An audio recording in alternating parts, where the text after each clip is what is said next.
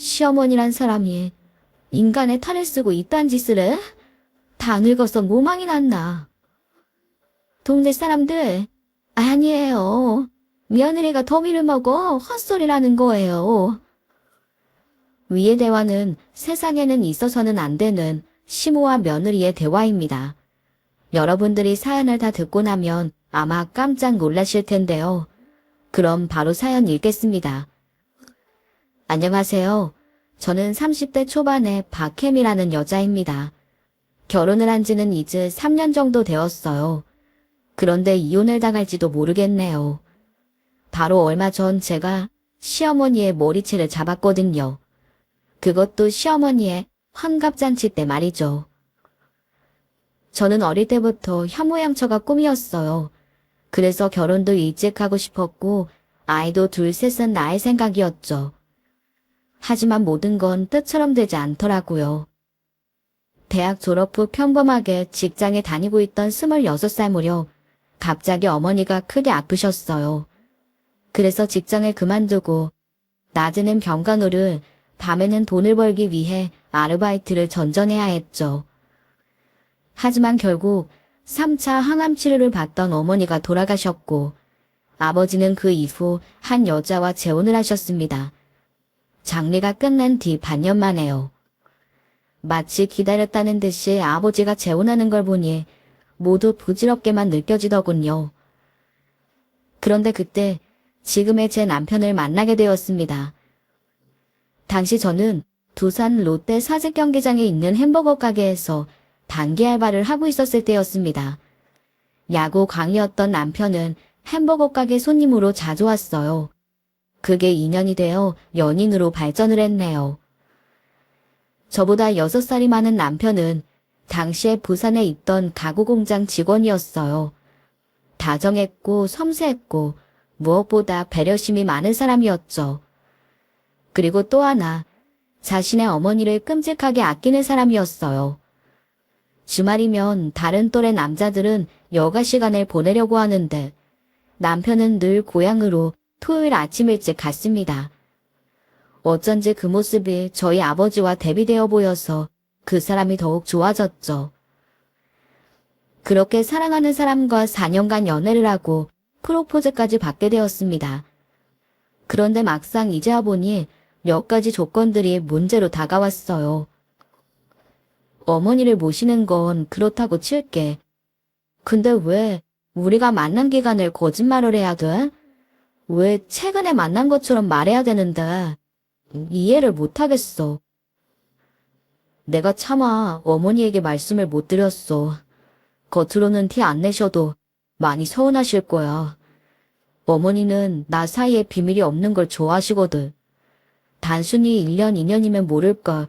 4년간은 좀 그렇잖아. 솔직히 찜찜했습니다.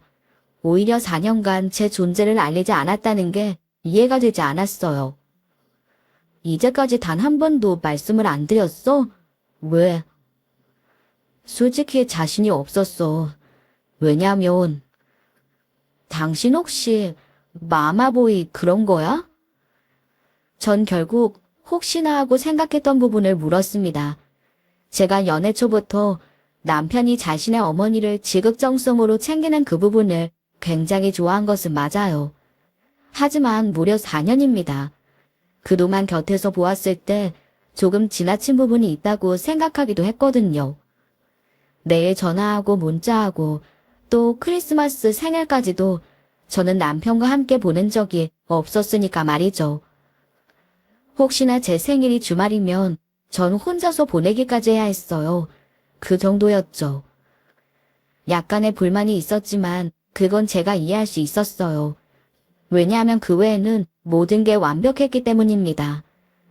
그래도 연애 기간을 속이기까지 해야 한다면 확실히 문제가 있었죠. 하지만 제 물음에 남편은 고개를 저어 보이더니 이내 술을 한 잔 따라 마시고는 이야기하더군요. 이 비밀을 말하면 당신이 나와 헤어질 수도 있어서 그랬어. 헤어진다니? 그게 무슨 말이야? 혹시 재혼이야? 유부남? 아니야, 그런 건. 그럼 무슨 이유이기에? 나 사실 말이야. 입양아야. 어릴 때 입양되었어. 입양아. 솔직히 너무 놀랐습니다. 하지만 한편으로는 모든 게 납득이 되기 시작했습니다. 이해할 수 없던 남편의 모습 전부 말입니다. 자신을 키워준 양어머니에 대한 고마움. 그것으로 남편의 억지스러운 조건을 모두 받아들일 수 있었어요.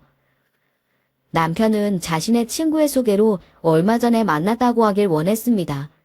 그리고 제가 직장을 그만두고 고향에 함께 가길 원했죠. 그리고 그곳에서 어머니의 일을 도우면서 함께 살자고 말입니다. 언제부터 이런 생각을 해왔는지 이야기에 막힘이 없더군요. 전 그걸 오히려 좋게 생각했습니다. 그냥 숨길 수도 있는 부분인데도 온전히 자신을 드러낸다는 건 엄청난 용기가 필요한 거잖아요. 그리고 제가 생각했던 상상 중 최악인 마마보이보다는 훨씬 나은 결론처럼 보였습니다. 정말 내가 입양하라도 상관없어? 차라리 빨리 말하지 그랬어. 난 괜찮아. 나도 부모님 없는 거나 마찬가지인데 당신 탓이 아니잖아. 이해해줘서 정말 고마워. 역시 당신뿐이야. 비밀을 공유하게 되어서일까요? 우린 더욱 돈독해지고 가까워졌어요. 그리고 얼마 후 시어머니에게 첫 인사를 드리러 가는 날이었어요. 시댁은 바로 앞이 바다였습니다. 꽤 많은 집들이 있었고 남편이 가리키는 곳은 그 중에서도 가장 크고 세련된 집이었습니다. 2층 주택이었고 차고도 따로 있었죠. 시골이라 그런지 집으로 걸어가는 와중에도 많은 사람들이 남편에게 인사하더군요. 당신은 마을 사람들 얼굴을 다 알아? 마을이 크진 않잖아. 그리고 어머니가 마을에서 지고야. 남편은 엄지를 치켜 올려 보였어요. 남편의 설명으론 땅은 기본이고 조선소 부근에 원룸 건물 한 채, 배도 2척이 있답니다. 이곳에서는 배가 있으면 부자로 친다고 하더군요. 딱히 실감은 나지 않았지만 그 커다란 2층 개인주택을 보면 과장이 아닌 듯 했습니다. 차고에도 외제차가 주차되어 있었죠. 집 앞에서 한참 남편의 설명을 듣는데 계단에서 시어머니가 우아하게 내려오셨습니다. 전 너무 놀라서 머리와 옷매무새를 고치며 황급히 인사드렸어요. 그런데 저를 지나치시더니 남편을 꼭 끌어안으시더군요. 초록색 용드레스를 입고 계셨는데 굉장히 진한 화장을 하고 있었던 게 기억이 나네요. 그런데 남편이 미자씨, 나 기다렸어? 하고는 어머니의 이마에 뽀뽀를 하더군요. 늘 남편이 시어머니와 전화통화를 하는 건 곁에서 듣곤 했는데 실제로 장면을 보니 놀라웠습니다. 남편이 자신의 어머니 이름을 부르는 건 평생 자신의 어머니, 누군가의 엄마로 부려왔기 때문이라고 해요. 그래서 성인이 된 뒤에는 쭉 어머니의 이름을 불렀다고 합니다. 그리고 뽀뽀를 하는 것도 어릴 때부터 쭉 해왔던 인사라고 했죠. 전화통화를 할 때도 마지막에 쪽쪽쪽 하곤 했기에 크게 거부감이 드는 건 아니었습니다. 다만 이걸 처음 본 사람이라면 좀 이상하게 생각했을 것 같다는 생각은 들었어요. 왜 이렇게 늦었어? 얼마나 기다렸는지 알아? 미안. 차가 좀 막혔어. 밥은 먹었는지 무슨 일은 없었는지 얼굴이 왜 수척한지 잠은 잘 잤는지 한참 둘이 이런저런 이야기를 하더니 남편이 깜빡 잊어버린 물건을 찾은 것처럼 저를 인사시켜 주었죠. 시어머니의 눈빛은 뭐랄까 약간 상기되어 있는 듯 했어요. 하지만 이내 저를 꽉 안아주셨습니다. 그때 지나가던 동네 주민들도 시어머니를 알아보고 현관 안으로 불쑥불쑥 들어오더군요. 정신이 하나도 없었습니다. 색시가 곱다. 옥수로 곱네. 그쵸? 너무 예쁘죠? 나도 처음 보고 놀랐어. 나중에 우리 며느리 동네 자랑하고 다녀야겠다. 색시, 고향이 어디라고? 아, 부산이요. 문현동이요. 맞나? 나도 부산에서 여러 시집 왔다 아이가. 5년이면 내가 전포국에 살았는데 바로 코앞이네. 여가 시골이라 젊은 사람 살긴 좀 그래도 살다 보면 여만큼 좋은 곳이 또 없다. 잘 왔대. 마을 사람들이 한바탕 왔다 가는 동에 집 안으로 들어간 건 한참 후였습니다. 시어머니는 제가 그날 옷이 굉장히 불편했는데 편한 옷을 주시면서 방에 들어가서 쉬고 있으라고 하셨어요. 내가 저녁 준비할 거니까 방에서 나오지 말아요. 알았죠? 하지만 제가 도와야. 아직 결혼도 하질 않았는데 벌써부터 시집살이 하려고 해요? 지금은 내 손님. 그러니까 나 불편해하지 말고 그냥 쉬어요. 아, 어머니, 말 놓으세요. 편하게요. 아니요, 전 이게 편해요. 나중에 언젠가는 놓을게요. 그러니까 일단은 들어가서 푹 쉬어요. 알았죠? 그렇게 해. 우리 미자씨 절대 빈말하는 사람 아니야. 저는 그날 그 방에서 살짝 눈물을 흘렸습니다. 어쩐 일인지 돌아가신 어머니가 너무나 그리웠기 때문이었죠. 그와 동시에 다짐했어요.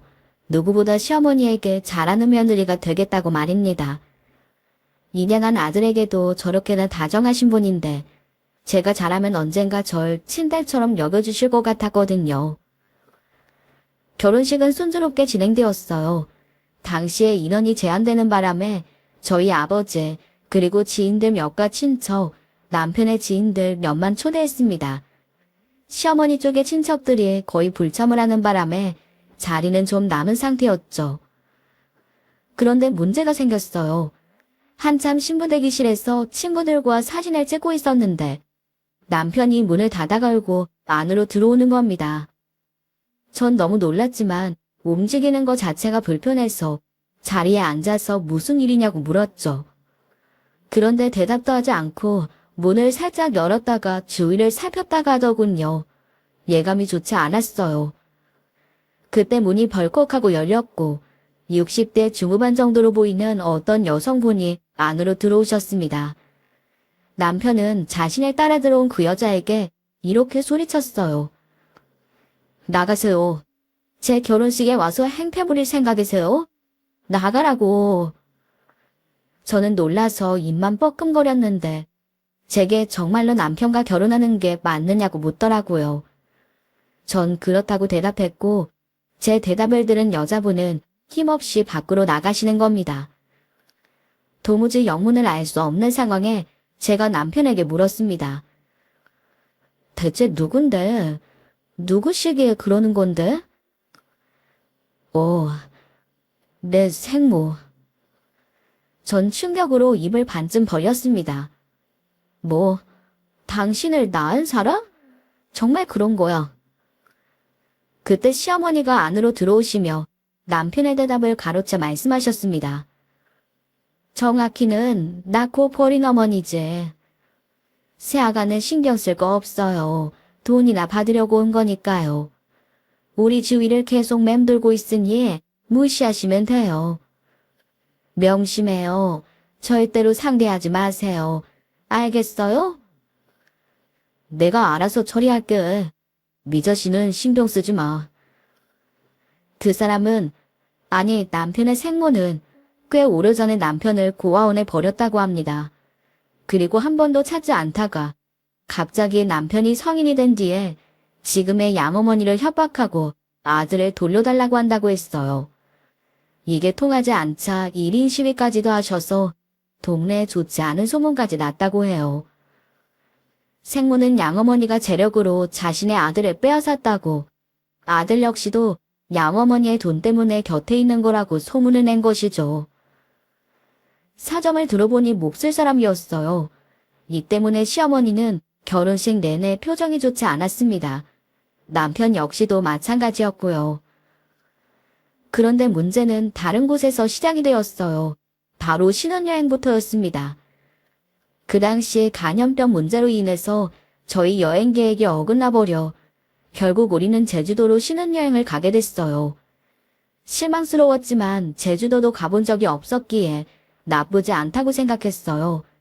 사랑하는 사람과 함께라면 어디든 무슨 상관이겠습니까? 그렇게 설레는 마음으로 비행기에 탑승했습니다. 안전벨트를 매고 자리를 잡고 있는데 남편이 나지막히 한마디 내뱉더군요. 미자씨. 뭐? 어머니. 갑작스러운 어머니의 등장에 놀라게는 남편도 마찬가지였습니다. 그곳에서 유일하게 시어머니만이 여유로운 표정이었어요. 어떻게 된 거야? 이런 말은 없었잖아. 난 좋아할 줄 알았는데 내가 눈치가 없었니? 새아가가 원한다면 지금이라도 내릴까요?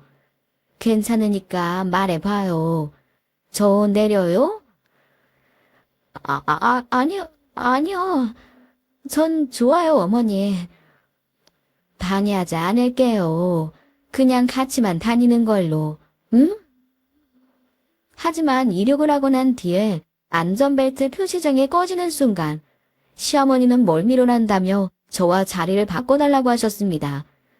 덕분에 저는 남편과 나란히 앉아있던 창가 자리에서 두 칸 옆으로 떨어진 중앙으로 가야 했죠. 그게 신혼여행의 첫 신호탄이었습니다. 그 여행을 떠올리면 지금도 끔찍해요. 저는 남편과 팔짱을 끼고 걷는 시어머니 뒤를 새끼오리처럼 따라다녔습니다. 더구나 저희 사진은 4장이면 시어머니와 남편 사진은 100장이나 됐을 정도였어요.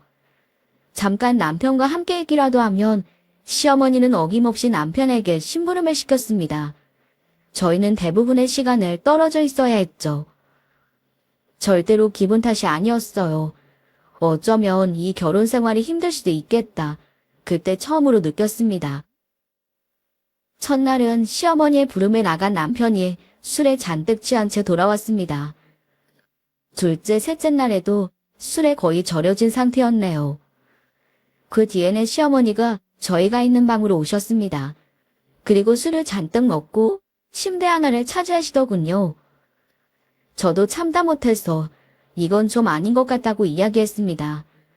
그랬더니 시어머니가 하시는 말이 내가 너무 외로워서 그래요. 남편 저 세상 가고 내 아들 하나만 보고 살았거든요. 그런데 이렇게 아들이 장가를 가고 그러니까 내가 좀 마음이 그러네. 새아가가 이해해줘요. 나도 이번 여행으로 마음가짐을 다시 해볼게요. 하고 너무 솔직하게 이야기하시더군요. 뭐 어쩌겠어요. 한편으로는 이해도 되긴 했습니다. 왜냐하면 저희 어머니가 그러셨거든요. 아버지에게 사랑을 받지 못해서인지 저에게는 과하고 넘칠 정도로 사랑을 주셨기 때문입니다. 그래서인지 한편으론 짠하기도 하고 마음이 좋지 않아서 시어머니를 더욱 잘 챙겨드렸어요. 신혼여행이 아니라 가족여행이라고 생각하자고 마음먹으니까 실제로 기분이 괜찮아지기도 했습니다. 그러다 하루는 우도에서 수제 햄버거를 먹었는데 문득 오래전 남편과 절 이어준 햄버거 생각이 나더군요. 햄버거 보니까 우리 처음 봤을 때 생각난다. 그치? 맞네. 마약 핫도그랑 햄버거랑 회오리 감자. 왜 당신이 마약 핫도그 먹고 이게 마약이면 당장에 끊을 수 있겠다고 했잖아. 그치? 맛이 진짜 없었어. 왜 그때? 처음에 커피숍에서 소개팅한 거 아니었니? 시어머니가 대화에 끼어들었습니다. 아차 싶어서 남편의 표정을 보니 당황한 기색이 역력하더군요. 그게 그 커피숍에 팔았죠. 햄버거를 파는 커피숍이었다고요. 샌드위치랑 이것저것 다 팔더라고. 시어머니의 표정은 불신이 가득해 보였습니다. 어설픈 거짓말을 하는 것보다 진실이 나은 게 아닌가 싶었어요. 하지만 남편은 계속 그 부분은 절대로 이야기하면 안 된다고만 하더군요. 전 어쩔 수 없이 그냥 따랐고요. 그런데 신혼여행이 끝이 나고 남편이 출근을 하고 없을 시간에 시어머니가 역시 그 일에 대해 물어보셨어요. 전 한참을 고민하다가 결국 모든 사실을 털어놓았죠. 사실은 4년 동안 만났다는 것, 남편이 어머니를 사랑하는 모습에 반해서 결혼을 결심하게 되었다는 것까지 말입니다. 그런데 그게 시발점이 되었을까요? 분명히 괜찮다, 이해한다 하셨지만 그 이후로 시어머니는 점점 이상해지셨습니다. 당신 미쳤어? 어머니 혼자 욕실에 있다가 미끄러져서 다치셨다잖아. 어머니가 불러도 대답도 안 하고 잠만 잤다며? 그렇게 소리를 질렀다는데. 뭐, 언제? 나 방금 병원 다녀오는 길이야. 아니, 난 계속 깨어 있었는데? 그럼 깜빡 잠들었나 보지. 좀 신경 좀 써. 어머니가 편하게 시집살이도 안 시키니까 당신은 계속 빈둥거리고만 있잖아. 너무너무 억울했지만 제가 잠깐 자리를 비운 사이에 그런 일이 있었나 생각하고 말았습니다. 다행히 큰 이상도 없었고 검사를 해봤는데도 이상 소견이 발견되지 않았다고 하기에 남편도 그냥 넘어갔고요. 그래도 저는 당연히 시어머니 대신 집안일을 맡았어요. 그런데 그 집안일이라는 게 만만치 않았습니다. 단순히 청소, 설거지, 빨래가 아니었어요. 마을이 작다 보니 사이가 좋은 만큼 이 집 저 집의 일을 함께 했죠. 바로 그때가 김장철이었던 게 문제였습니다. 마을의 여자들이 모두 모여 저희 집 마당에서 배추를 썰고 씻고 절이고 그야말로 난리가 났어요. 제 키를 훌쩍 넘을 정도의 배추가 쌓여 있었고 허리는 정말 반을 뚝 잘라서 버리고 싶을 만큼 아팠습니다. 그래도 참을 수 있었던 건 시어머니의 응원 덕분이었어요. 저의 어깨도 만져주시고 계속 앉아있도록 해주셨습니다. 저는 정말 기분이 좋았고 찜찜했던 기분도 완전히 사라졌죠.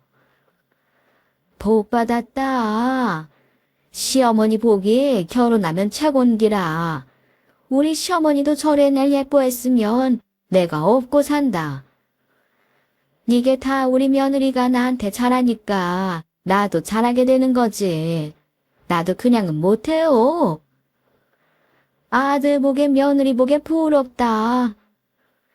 아이고, 언니는 아들 대기업 들어갔다면서요. 부럽기는.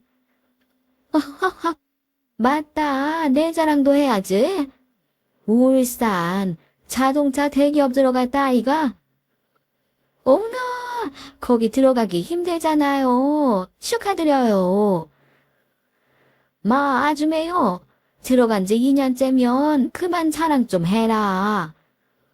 와, 내는 앞으로 3년은 더 자랑할 낀데? 저희 모두가 까르르 웃었습니다. 그런데 그때가 마지막이었습니다. 그렇게 동네 주민들과 함께 웃은 예 말이죠. 언제부터였을까요? 저도 짐작은 가지 않아요. 어느 날부터 동네 아주머니들의 눈빛이 곱지 않았다는 것만 기억이 납니다.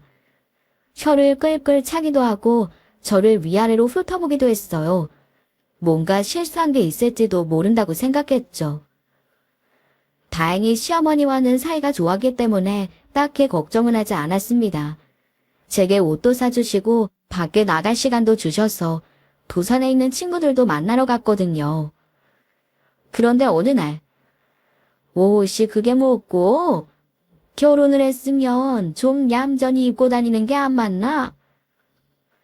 어쩌면 이것 때문일 수도 있겠다 싶었습니다. 저는 평소에 옷을 굉장히 수수하게 입습니다. 늘어지는 느낌이 좋아서 치마도 거의 발목까지 오는 것만 입죠. 그런데 시어머니는 제게 잘 어울린다면서 짧고 달라붙는 원피스를 많이 선물해 주셨습니다.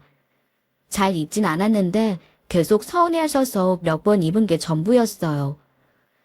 그런데 혹시 이게 고지식한 시골 마을 어르신들에게 안 좋게 보였을지도 모른다는 생각이 들었습니다.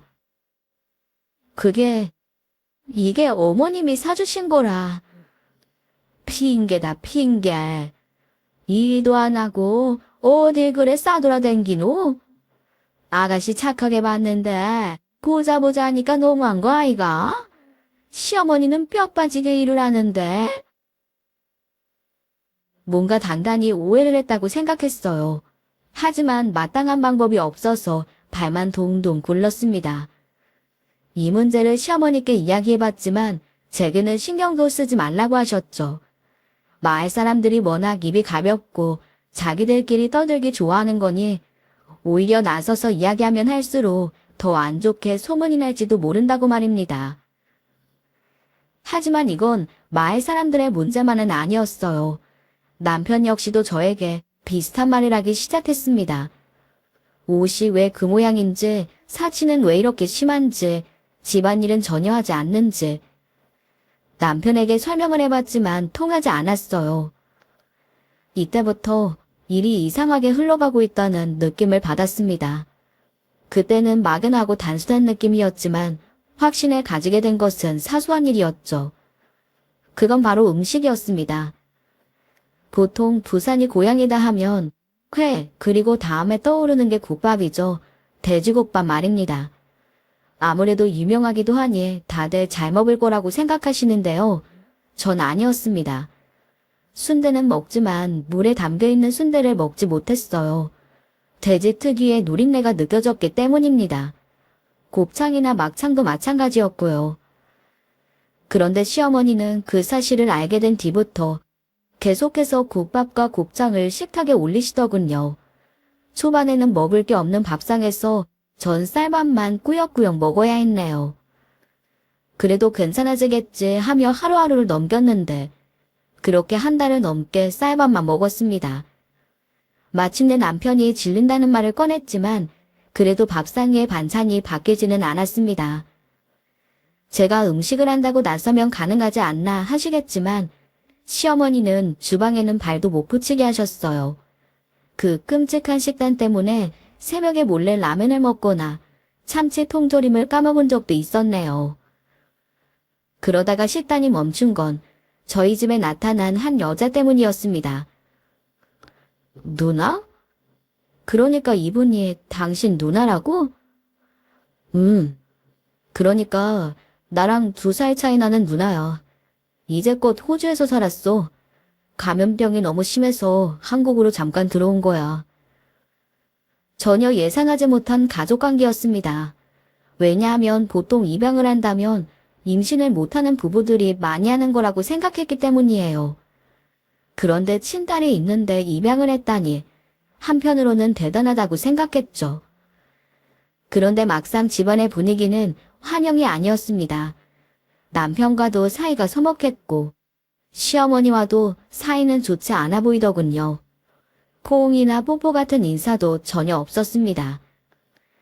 그들의 관계에 의문을 감추지 못하고 유심히 살펴보니 시어머니는 시누이를 불편해하고 남편은 시누이의 눈치를 보고 있더군요. 사실 유심히 살펴볼 필요도 없었습니다. 왜냐고요? 시누이가 처음 현관을 넘어 들어올 때 입에 물린 담배만 봐도 알겠더라고요. 오랜만이네? 그래, 왔니? 저 여잔 누구야? 입양했어? 네 동생, 아내 되는 사람이다.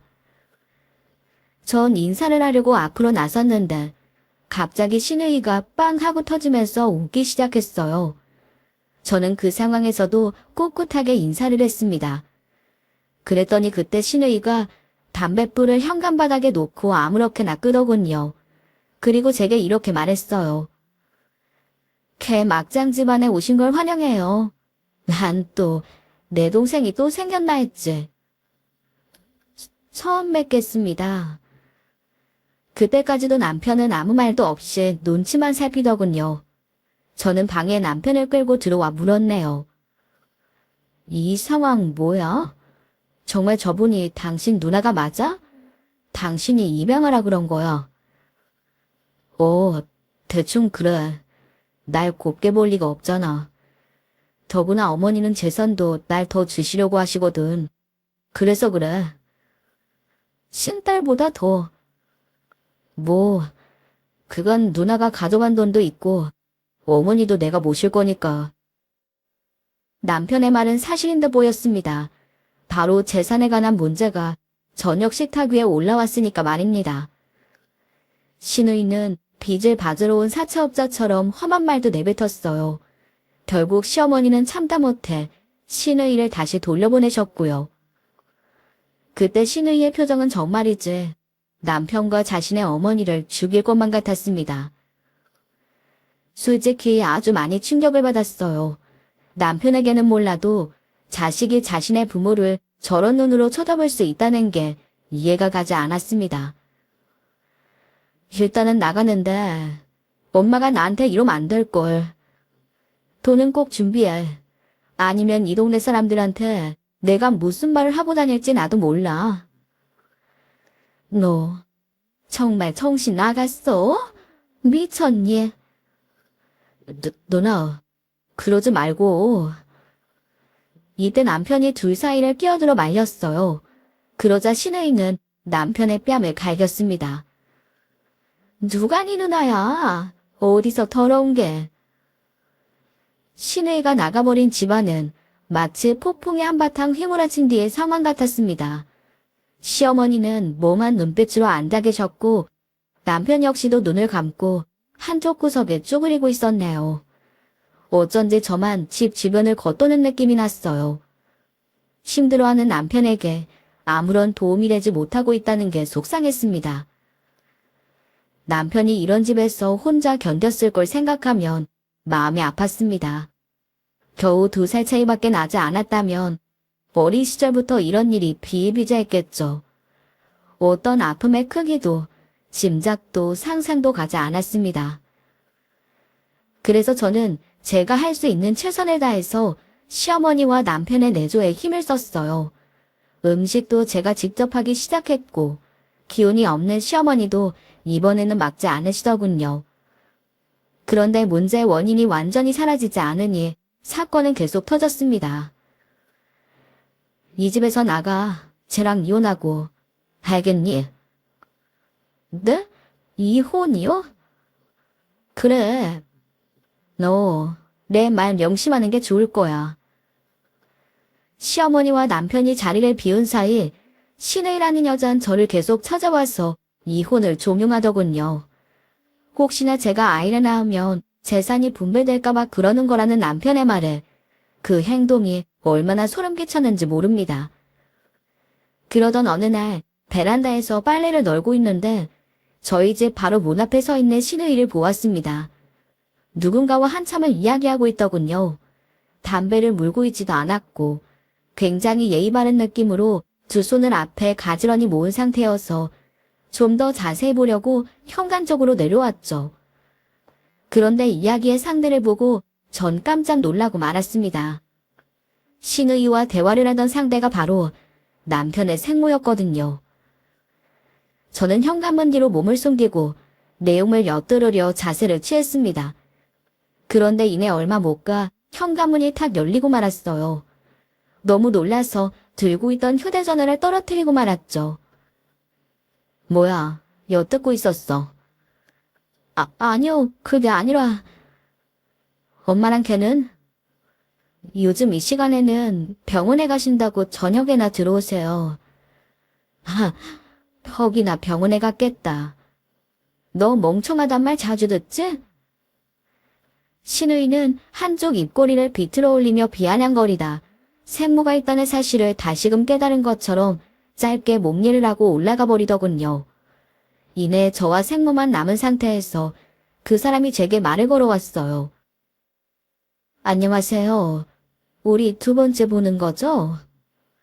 한참 어린 제게 고개 숙이는 생모의 행동에 놀라서 저도 모르게 고개를 숙였습니다. 그게... 네, 안녕하세요. 남편의 생모는 입술을 들썩여 보였어요. 하지만 이내 다시 제게 인사를 하고는 자리를 떠나버리고 말았습니다. 이 이야기를 남편에게 어떻게 해야 할까 생각했는데 아무래도 신경 쓰이는 일이 많으니 하지 않기로 했습니다. 그리고 얼마 후 남편의 생모가 다시 그 시간에 저를 찾아오셨죠. 제 아들과 결혼한 게 맞죠, 아가씨? 네, 그럼요. 고마워요. 제 아들과 결혼해줘서. 저기, 그분은 뭔가 품에서 주섬주섬 꺼내더니 제 손에 휴대폰 하나를 쥐어주셨습니다. 다른 뜻은 없어요. 그때 저 때문에 망가졌잖아요. 요즘 젊은 사람들이 쓴다기에 샀어요. 이거 너무 비싸잖아요. 이걸 밖에 가. 제발, 제발이요. 결혼할 때 해준 것도 없는데. 제발 이 늙은이 맘 좀 편하게 받아줘요. 네? 지금도 그 따뜻한 손이 기억이 나네요. 시어머니도 제게 늘 존대를 하지만 뭔가 느낌이 달랐습니다. 기분 탓일지는 몰라도 정말 인자하시다는 느낌이 들었네요. 이런 사람이 자신의 아들을 버린다는 게 상상이 가지 않았어요. 하지만 겉으로 봐서는 모르는 게 사람이니까 완전히 믿은 건 아닙니다. 다만 그렇게 나쁜 사람이 아닐 수도 있겠다 하는 생각이 들었다는 거죠. 이후 한참을 고민하다 남편에게 슬쩍 이야기를 꺼내봤어요. 그 생모라는 사람을 한번 만나보는 건 어떠냐고 말이죠. 남편은 생각해보겠다고 했지만 제게 경고하더군요. 다신 만나지 말라고 말입니다. 그리고 그날 새벽 목이 말라서 졸린 눈을 반쯤 감고 일어났는데 남편이 보이지 않더라고요. 전 거실로 나가 물을 한 잔 먹고 남편을 찾아 두리번거렸습니다. 그런데 시어머니가 계신 안방불이 새어나오더라고요. 인기척이 있었는지 귀를 살짝 가져다 대고 문에 노크를 하려는 순간 여보라고 하는 소리가 정확히 제 귀에 들어왔어요. 여보? 여보라니 내가 잘못 들은 건가? 문 안쪽에서는 남편의 목소리가 선명하게 들렸습니다. 미자씨, 미자씨 하는 간지러운 목소리와 여보라고 부르는 시어머니의 목소리까지도 말이에요. 자세한 대화 내용은 잘 들리지 않았어요. 간드러진 웃음소리가 간간히 들리더군요. 온몸에 털이 삐쭉 서는 느낌이 들었습니다. 저는 문고리를 살짝 돌려 그 둘의 모습을 몰래 지켜봤어요. 이후 두 사람의 대화 내용은 이러했습니다. 그러니까 이혼해. 이제 1년 다 돼가잖아. 응? 여보야. 아직은 아니야. 이제 미자씨 생일이잖아. 그때 봐서. 응. 아, 어머. 문 열렸어. 시모의 말과 동시에 저는 빛의 속도로 방으로 복귀했어요. 거실 쪽에서 탁 하고 문 닫는 소리가 들렸고 전 숨을 죽였습니다. 이혼? 여보.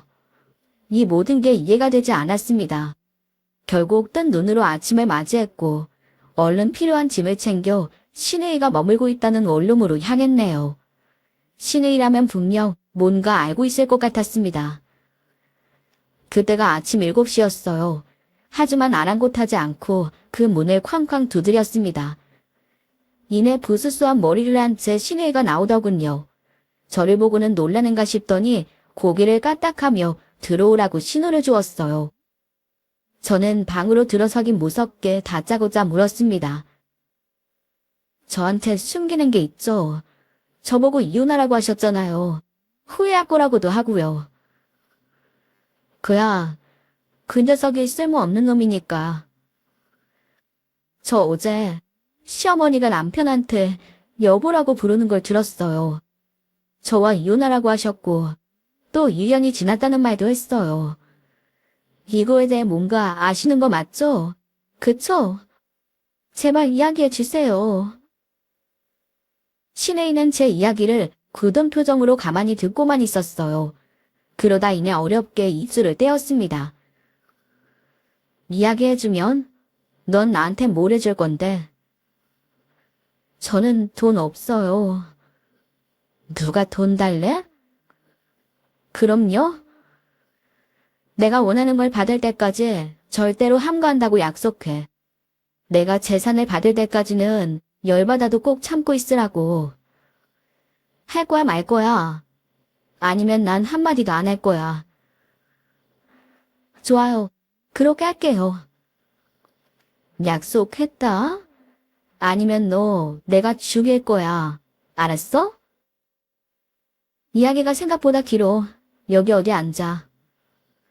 앉을 데가 없는데. 신우이는 방에 가득 찬 쓰레기를 발로 쓱쓱 밀어 앉을 자리를 겨우 마련했어요. 신우이는 덤덤하게 자신이 남편을 처음 봤을 때부터 이야기를 시작했습니다. 설명의 절반 이상이 욕이어서 요약을 해보자면 남편은 신우이가 대학 시절에 처음 봤다고 하더군요. 어린 시절부터 함께 살았던 것이 아니었어요. 심지어 시어머니의 남편은 이미 돌아가시고 없을 때였고요.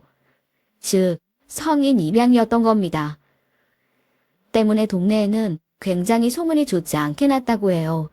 그래서 사람들의 이목을 피해서 남편을 부산에서 오가도록 한 것이라고 하더군요. 제일 웃긴 건 뭔 줄 알아? 엄마는 날 내쫓았어.